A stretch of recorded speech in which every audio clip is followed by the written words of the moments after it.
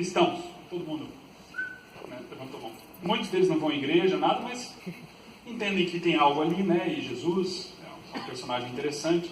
Então ninguém vai levantar a mão, apesar que tinha alguns que levantavam. Quantos não são? O pessoal lá atrás lá levantava a mão.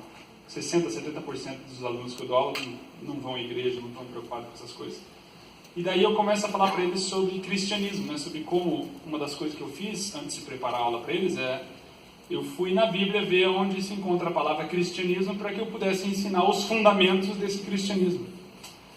E daí eu falo para eles que eu abri a Bíblia e não encontrei a palavra cristianismo, que complica um pouco, né? A palavra não está lá, como é que eu vou ensinar agora sobre os fundamentos do cristianismo, sendo que a palavra não está nem na Bíblia, fica confuso. E não é o problema de que a palavra não está lá ou não está lá, a palavra trindade também não está na Bíblia, mas o conceito, a ideia da trindade está na Bíblia. Deus Pai, Filho, Espírito Santo, isso está lá. O problema com o cristianismo é que não tem a palavra e muito menos o conceito de uma religião organizada que eu tenho que aceitar, e em nenhum lugar você é convidado a proclamar o cristianismo, ou a pregar o cristianismo, ou a ensinar o cristianismo. A gente encontra algo radicalmente diferente na Bíblia, o que é extremamente interessante. De alguma maneira a gente perdeu uma coisa ou outra e o cristianismo apareceu na história como algo curioso, entendeu? De que hoje em dia praticamente você aceita as doutrinas da sua denominação cristã, da sua religião, você é batizado, não é assim que acontece? Você faz um estudinho lá, fala, entendeu? Entendi, pastor. Então agora você vai se batizar, você veste um roupão estranho, não sei se é assim lá com vocês. Você entra nas águas, você é batizado e agora você é um cristão. Só mantém as aparências agora, né? Faz a barba, né? Faz a barba direitinho, anda limpinho, cheiroso, aí a gente sabe que você está santo, está tudo certo. E daí é isso, e cristianismo é isso, as aparências, né? Que você tem que aparentar. Você pode ser a pior pessoa em casa, você pode ser um ladrão, e hoje a gente já foi roubado por cristão. Por cristão não foi direto, mas são cristãos, né? Estão lá, né? Aparência, está tudo certo, são pessoas amáveis. E daí é isso que acontece hoje em dia. O cristianismo hoje é algo externo e não mais algo interno, da maneira como Jesus tinha pensado. Você abre a Bíblia, é extremamente interessante. Então eu falo para os alunos, depois da primeira aula, né, que eu falo que o cristianismo não existe, que apareceu num momento na história e tal, agora eu pergunto de novo, quantos agora são cristãos? Né? Aí ninguém levanta a mão, porque todo mundo basicamente entende. Em algum momento a gente deixou de ler a Bíblia. E a gente passou a ouvir as palavras de outras pessoas falarem pra gente o que a Bíblia diz.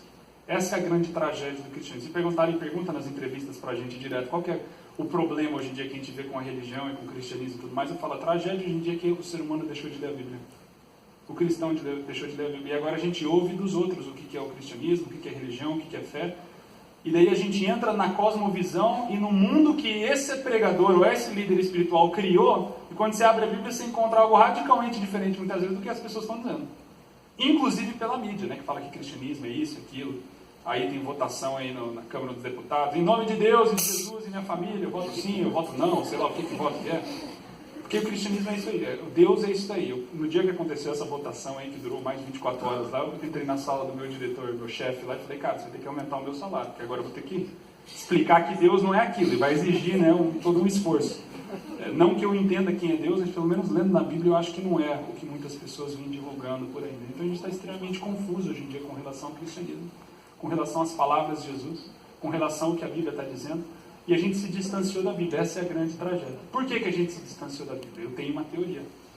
Eu vou respirar, porque me falaram no outro show que eu falo muito rápido. Peraí. Minha teoria é a seguinte. De que no iluminismo veio toda essa tendência de categorizar todas as coisas, certo? O médico é o médico, você estudou para aquilo, você vai fazer aquilo, você estudou para isso, você vai fazer isso, e você não pode falar nada do outro que o outro estudou e você não, tá bom? Então, eu estou com bronquite, mas eu não posso falar nada sobre bronquite. Eu sou médico, ele estudou isso, ele vai me falar o que é bronquite. Eu quero saber como preparar uma gostosa macarronada, eu não tenho nada para falar sobre isso. Eu vou em quem estudou como preparar uma gostosa macarronada, e eles vão me dizer. E, é claro, como eu não estudei teologia, e muito menos a Bíblia a fundo, sou um acadêmico, eu não tenho nada para falar, deixa que aqueles que estudaram falam. E daí a gente terceirizou. Tudo aquilo que a reforma protestante deu para o cristianismo, que é basicamente uma Bíblia na sua tradução, para você ler diante de Deus e viver dentro daquela realidade, a gente terceirizou. E agora a gente ouve mais outras pessoas falarem o que está escrito do que a gente descobrir por nós mesmos. E essa é a tragédia do cristianismo hoje em dia. Porque a gente entra num mundo completamente distinto, muitas vezes, do mundo que o cristianismo de fato é na Bíblia. Essa é a tragédia. Essa é a tragédia. Você abre a Bíblia e você encontra tanta coisa linda, tão profundo, tão rico. Só que hoje em dia você fala que lê a Bíblia por aí, os caras acham você extremamente louco. Por quê? Por causa dos ressignificados que foram colocados. A palavra cristianismo, tiraram o significado dela e colocaram agora um novo que significa um monte de outra coisa que não tem nada a ver com a Escritura Sagrada. Você abre a Bíblia e você encontra um Deus que está em busca do ser humano. Logo de cara. Cria o mundo, cria o ser humano, cria a natureza, cria todas as coisas boas. E o ser humano rejeita tudo isso. E daí Adão e Eva, vocês já leram Gênesis 3? Sim.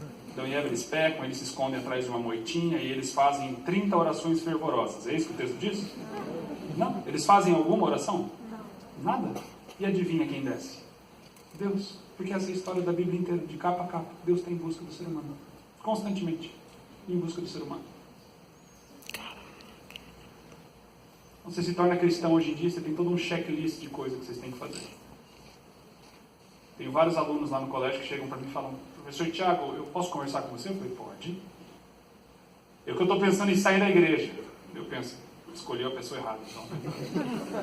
Me fala aí, jovem, qual que é o problema? O que está acontecendo? E a lista da América do Sul é sempre igual. Eu não acordo cedo mais, eu não faço isso, eu não faço aquilo, e eu antes li a Bíblia inteira em 2 meses, e agora eu não faço mais isso, e os deuses devem estar bravos comigo, né? Assim.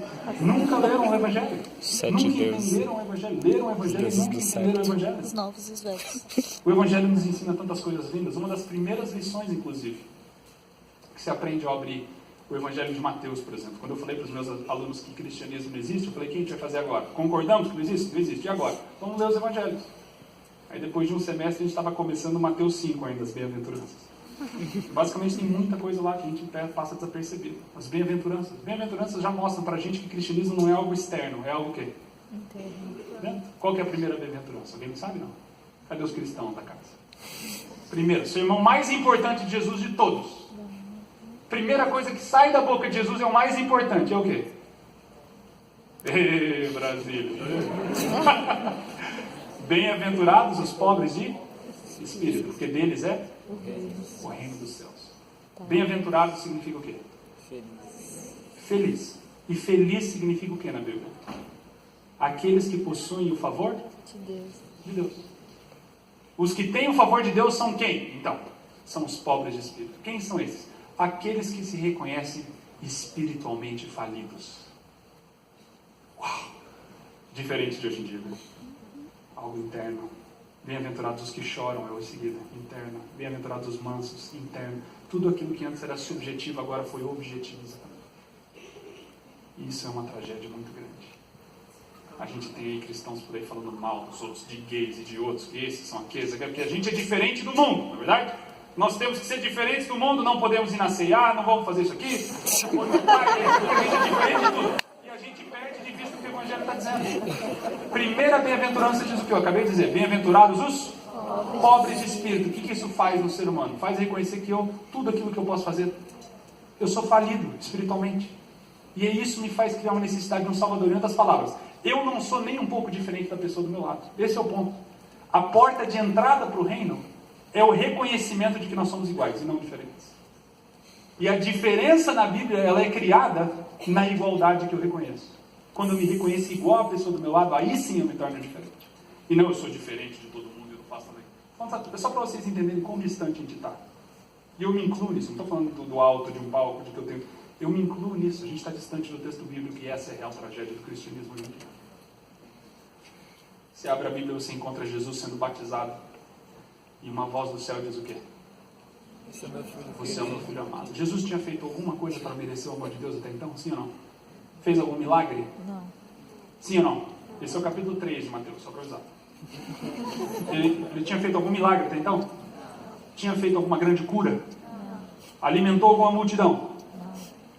Fez algum grande discurso? Não. Para ensinar para todos nós que não existe maneira de você conquistar o amor de Deus. Você já tem o amor de Deus. E se de tudo que eu falei aqui, de tudo que a gente vai cantar hoje, você não lembrar de absolutamente nada, lembre pelo menos dessa única coisa.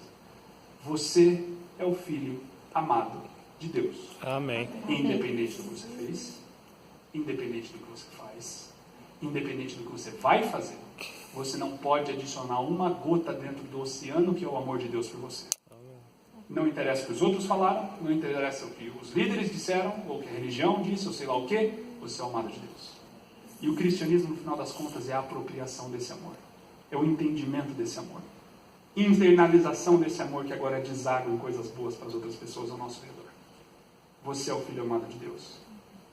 Se você não está lendo mais a Bíblia, dê uma chance para a Bíblia, porque tem muita coisa linda ali. Uma das primeiras lições é essa. Você, meu amigo, minha amiga, é o filho amado de Deus. Amém.